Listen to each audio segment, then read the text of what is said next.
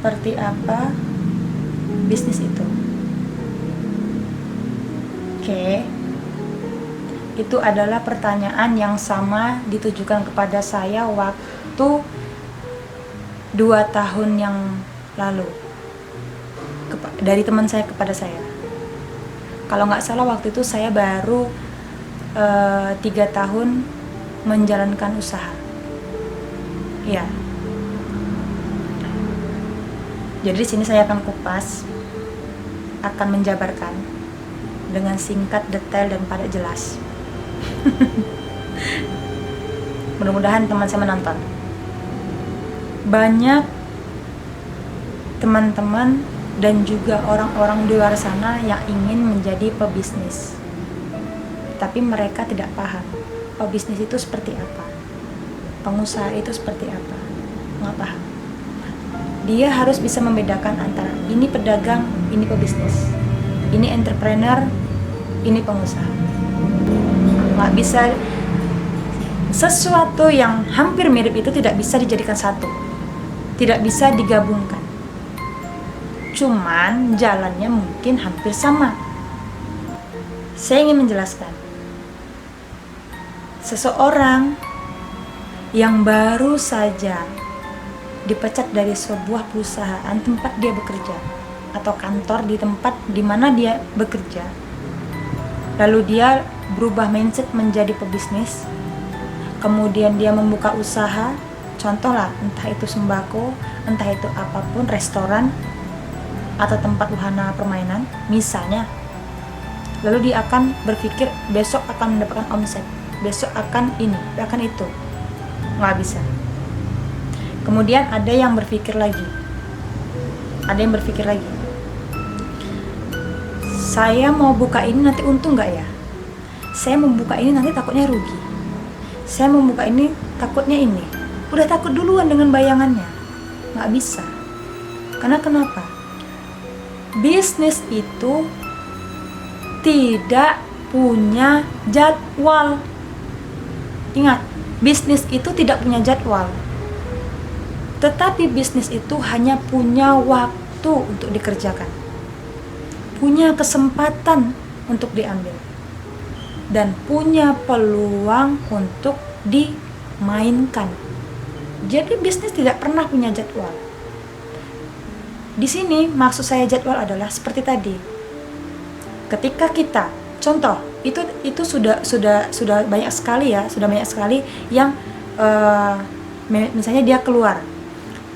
Contoh bagi para pensiunan atau bagi para orang-orang yang dulunya udah hidup enak, kemudian akan oh ya nanti aku usia ini pensiun. Mohon maaf ya, kita terus terang aja nih.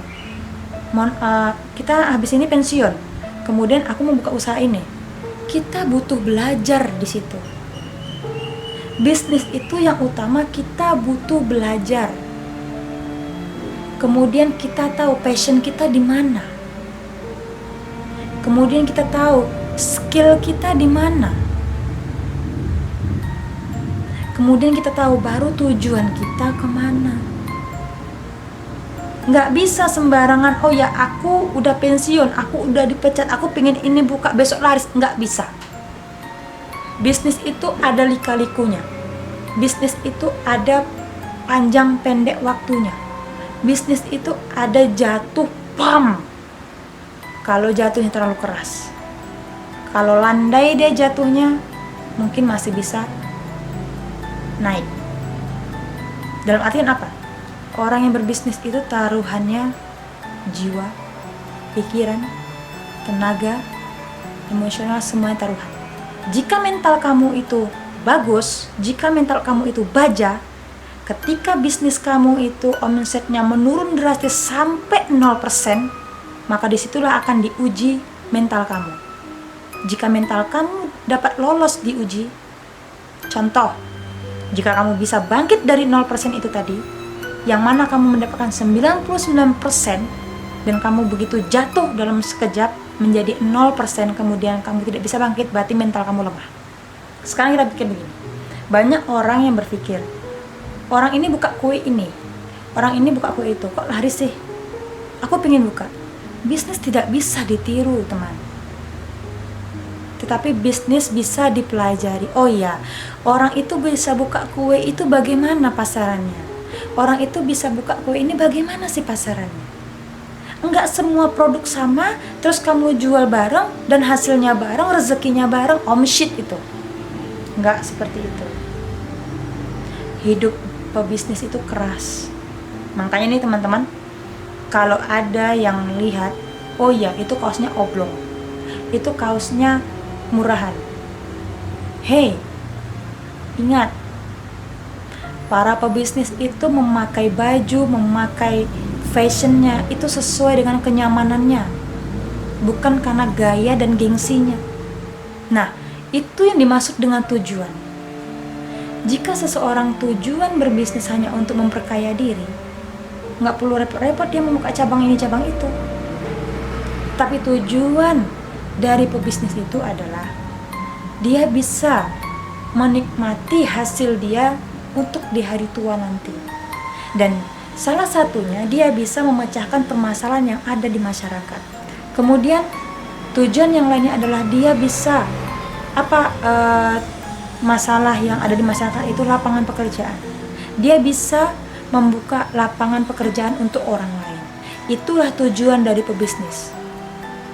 Tapi kalau tujuan dari pengusaha atau perdagangan bukan seperti itu. Contoh, kamu beli beras atau kamu beli sembako. Contoh lah, kamu beli beras 5.000 di pasar, kemudian kamu jual di harga 10.000, untung 5.000 kan? Udah, kamu kaya besok. Tapi jiwa pengusaha, jiwa pebisnis, jiwa entrepreneur tidak begitu. Oke, awalnya dia beli beras 5.000, kemudian dia olah menjadi makanan seharga 12.000. Kayak yang mana? Nah, di situ ada dua perbedaan. Dua perbedaan itu apa? Yang pertama tidak bisa menciptakan lapangan pekerjaan. Kenapa? Karena dia membeli beras harga 5.000 di pasar, kemudian dia jual menjadi 10.000 per kilo, ya kan? Itu kan dia harga jual beli. Yang menjual adalah kita dan yang membeli adalah konsumen. Betul? Itu tidak menciptakan lapangan pekerjaan. Tetapi yang kedua menciptakan lapangan pekerjaan. Dia membeli beras harga 5.000 di pasar sekilo, kemudian dia olah. Untuk mengolahnya bisa dia sendiri, bisa orang lain yang mengolahnya. Kemudian dia jual. Contoh memakan. Ya kan? Tentu butuh waktu. Oh ya, aku udah ke pasar, terus kemudian aku mengolah lagi, capek. Aku butuh orang. Ku gaji. Betul nggak? Nah, jadi teman-teman ini banyak yang salah, banyak yang keliru. Sebenarnya para pebisnis ini dan para pengusaha ini lebih suka mereka bersembunyi di balik kesederhanaan mereka. Kenapa? Karena mereka sadar bisnis itu nggak mudah. Kenapa? Meskipun mereka udah punya cabang beraset-aset di sana, di sini, bahkan di seluruh Indonesia, tapi mereka tetap berpikir. Bagaimana tetap berpikirnya? Yang pertama, persaingan. Kenapa? Semakin canggih dunia, semakin modern, itu akan banyak persaingan. Nah, di situ para pebisnis ini akan terus belajar, memantau perkembangan perekonomian, memantau perkembangan situasi, memantau perkembangan kesempatan, memantau perkembangan peluang. Enggak enak-enak. Oh, aku udah punya aset. Contoh, aku hotel. Aku udah punya banyak hotel di seluruh Asia lagi. Buat apa aku mikirin ini? Sadar bahwa hotel kamu itu tidak selamanya bagus, tapi masih ada di luaran sana yang lebih bagus lagi.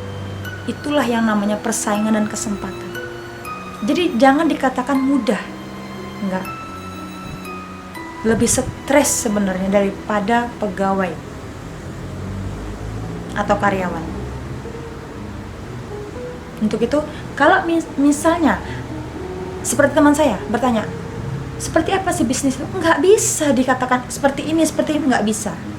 Karena masing-masing orang beda skill, masing-masing orang beda sepak terjangnya, masing-masing orang beda alurnya, tapi memang sama tujuannya, bisnis. Ingat satu hal, bisnis itu tidak terjadwal. Kalau kalau misalnya para pegawai negeri, para pegawai swasta bisa mengatakan, oh ya besok aku ini, besok aku ini, terjadwal. Tapi pebisnis tidak. Hari ini aku untung 1.000, besok bisa jadi aku untung cuma 500. Hari ini aku untung 500, besok bisa jadi aku untung 5 juta. Hari ini aku untung 5 juta, besok menjadi untung 1.000. Nggak ada yang tahu. Tapi kalau pegawai, bulan ini gaji 3 juta, bulan besok 3 juta, bulan besok 4 juta, bulan besok 5 juta. Ya kan? Nggak bisa. Apalagi PNS. Bulan ini 3 juta, bulan besok 3 juta, bulan besok 3 juta, bulan besok naik tunjangan 3,5 juta, bulan besok 3 juta, bulan besok lagi 3 juta, bulan besok lagi naik tunjangan jadi 4 juta. Bisa terjadwal. Itulah tadi kenapa setiap orang yang bertanya, tanyalah kepada siapapun, bagaimana sih bisnis itu? Mereka akan ketawa. Ketawa bukan berarti meremehkan yang bertanya, tetapi bagaimana dan dari mana kita bisa untuk menjelaskannya, dari sudut mana. Dari sudut ini nggak bisa, dari sudut ini kepanjangan, dari sudut ini pendek, nanti dia nggak paham, pahamnya aja sekilas, nggak bisa. Maka dari itu jangan pernah meremehkan setiap pekerjaan, baik itu PNS, baik itu karyawan swasta, baik itu pebisnis, semuanya saling berkesinambungan. Cuman sekarang adalah pengusaha. Tuh. Jadi saya harap bagi teman-teman yang memang mau menjadi pengusaha, coba baca peluangnya. Coba baca dulu skillnya di mana. Coba baca dulu karakter kamu cocoknya di pengusaha yang apa. Seperti apa? Kuliner kah? Terus apa? Itu hanya diri kamu sendiri yang bisa. Pangsa persaingan bagaimana? Kita harus rajin membaca pangsa persaingannya bagaimana, situasi sekarang bagaimana, kondisinya bagaimana, apa menguntungkan, apakah merugikan. Jika merugikan stop, jika menguntungkan lanjut.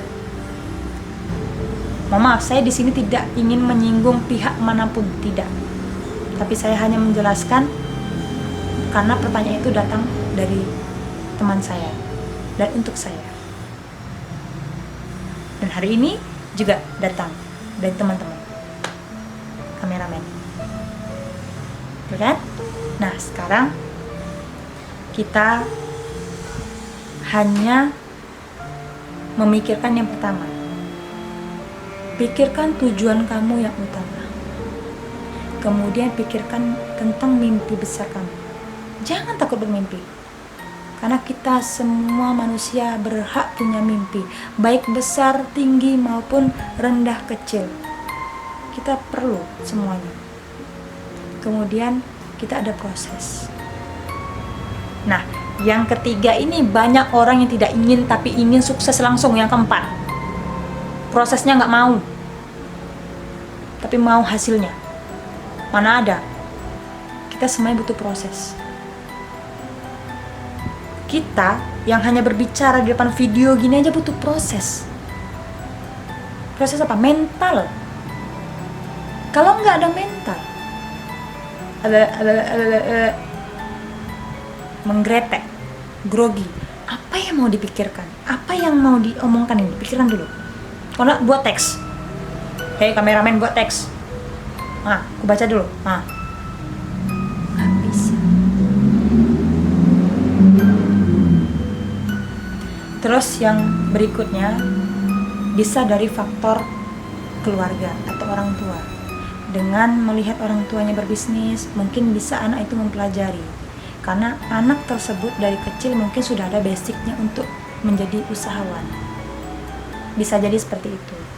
Tapi dimanapun, apapun pekerjaan kita, apapun profesi kita, yang paling utama adalah cintai profesi kamu. Dengan begitu kamu bisa melangkah dengan senyuman bisa mengarungi proses dengan